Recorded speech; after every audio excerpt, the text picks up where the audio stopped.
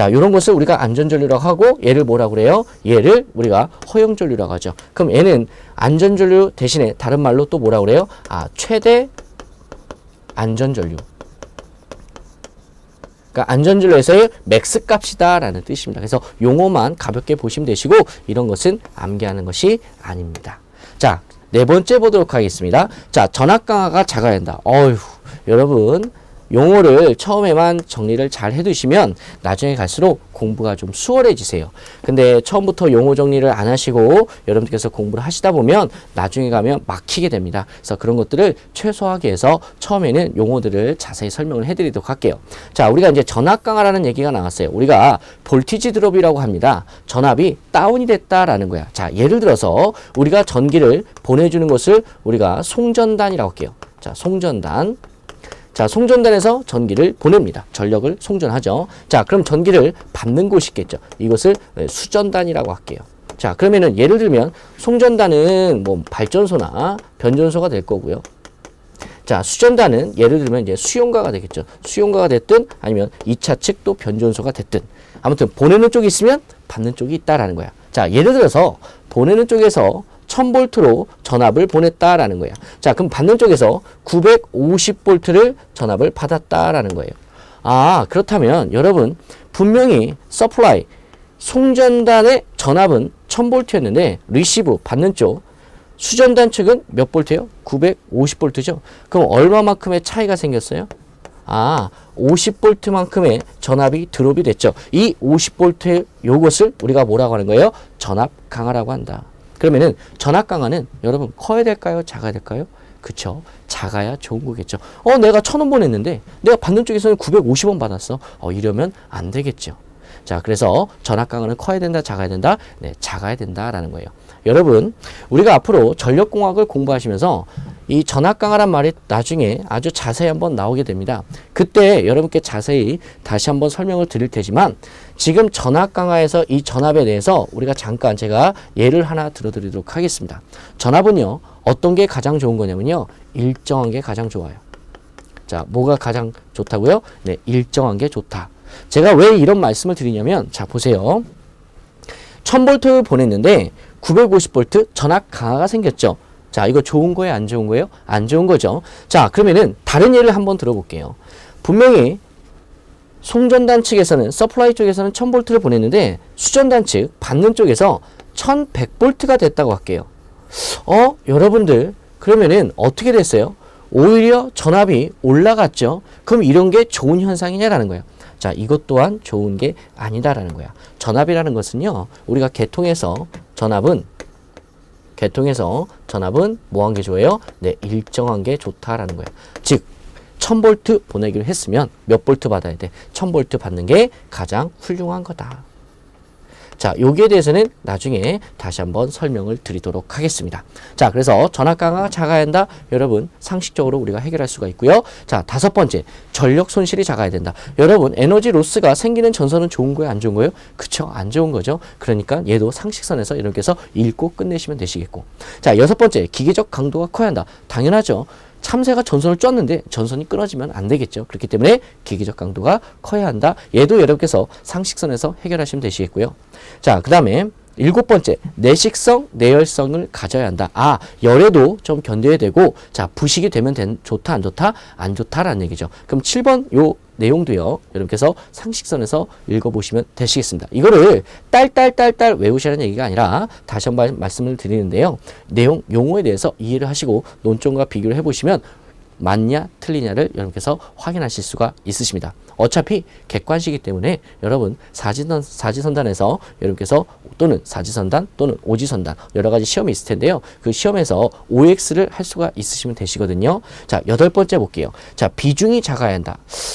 비중이란 말이 갑자기 나왔네요. 여러분, 우리가 일반적으로 비중이란 말을 쓰는데요. 그럼 전기에서 비중이란 말은 어떤 뜻인지 한번 알아보도록 하겠습니다.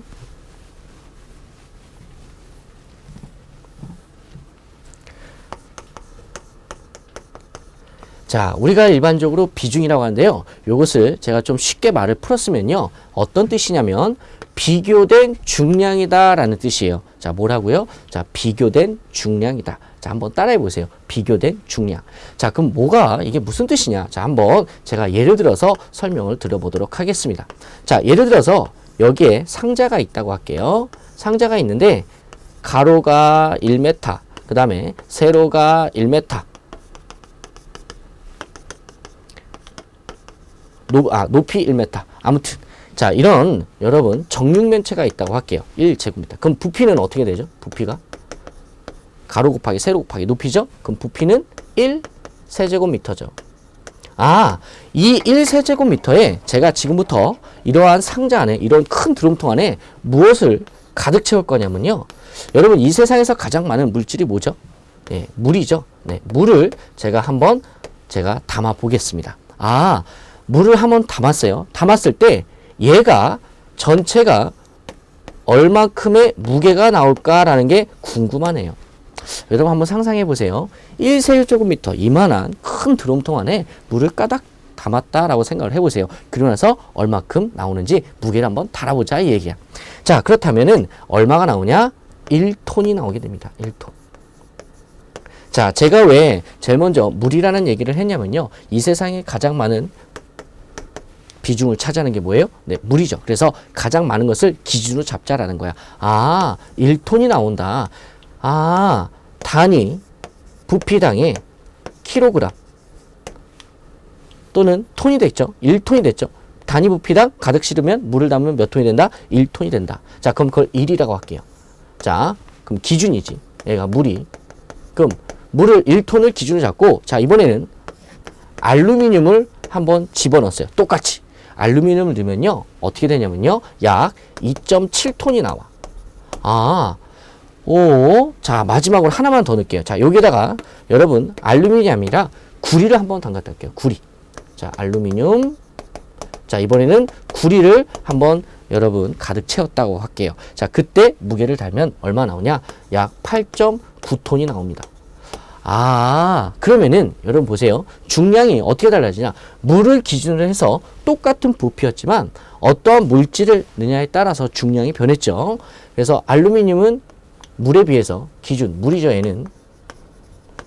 물에 비해서 2.7톤이고 구리는 몇 톤? 8.9톤이죠. 그럼 이렇게 얘기할 수도 있겠나요? 물에 비해서 알루미늄은 그 비교된 중량이 몇 배다? 2.7배 정도 된다. 여러분, 이거 숫자가 약간씩 다른데요. 지금 그 숫자가 중요한 게 아니라 이 용어에 대해서 정확히 아냐가 중요한 겁니다. 이런 숫자가 중요한 게 전혀 아니에요. 자, 알루미늄 2.7배고 구리는 무게가 몇 배다? 8.9배다. 이러한 것을 뭐라고 한다? 비중이라고 한다. 그렇다면 비중이 크면 클수록 여러분 어떤 느낌이에요? 그 비중이 큰 전선은 무게가 무거운 전선이에요? 가벼운 전선이에요? 그쵸. 무거운 전선이 되겠죠. 자, 그렇다면 그러한 전선의 비중이 작아야 되냐 커야 되냐야. 자, 작아야 된다라는 거예요. 왜? 왜 비중이 작아야 됩니까? 왜 크면 안 좋은가요? 자, 지금 여러분들께서 지금 배우시는 이 파트는 송전솔로예요.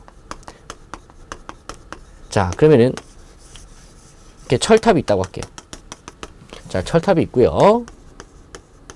자, 이렇게 전선이 지나갑니다. 이렇게 전선이 지나갈 때 이 전선이 여러분 무거워야 좋을까 가벼워야 좋을까 생각을 해보시라 이 얘기세요. 자, 무슨 말씀인지 아시겠죠? 그럼 그 전선은 무거워야 돼 가벼워야 돼? 그쵸, 가벼워야죠. 왜 가벼워야 되냐? 왜 중량이 작아야 되냐? 만약에 이 전선이 무거워지게 되면요, 이 전선을 여러분 지지하는 이 철탑의 강도가 어마어마하게 올라가야 돼요. 그렇기 때문에 이 비중은 반드시 뭐 해야 된다? 작아야 된다라는 거예요. 시험에서 아주 빈번히 출제되는 보기가 되겠습니다. 지금 여기를 보시면 1번부터 10번까지가 있는데요. 특히 제가 노란색으로 체크한 부분이 시험 문제 지문으로 자주 출제되는 겁니다. 나머지들은 보기로 편하게 읽으시면 되시고요. 자, 다시 비중이 작아야 되는데 그 이유를 생각을 하시고 이해를 하시면 여러분들께서 암기를 오래오래 유지할 수가 있으세요.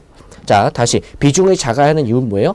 철탑의 강도가 너무 커지기 때문에 그렇다. 그러면 여기 시공비가 경제적으로 얼마만큼 손실이 많이 커지겠냐라는 거예요. 그죠? 좀 가벼운 전선을 써야 철탑의 크기도 이 사이즈도 어떻게 된다? 좀 홀쭉해진다라는 얘기입니다. 자, 8번째였고요. 자, 그 다음에 9번째, 10번째 보도록 하겠습니다. 자, 9번째, 시공이 원활해야 된다. 뭐 당연한 얘기겠고요. 자, 10번째, 가격이 저렴해야 된다. 여러분 공부를 하시면서 가격은요 항상 뭐 할수록 좋은 거예요? 그렇죠. 저렴할수록 좋은 거죠. 자, 이게 우리 전력공학 전선의 구비 조건 첫 번째 논점이 되었습니다.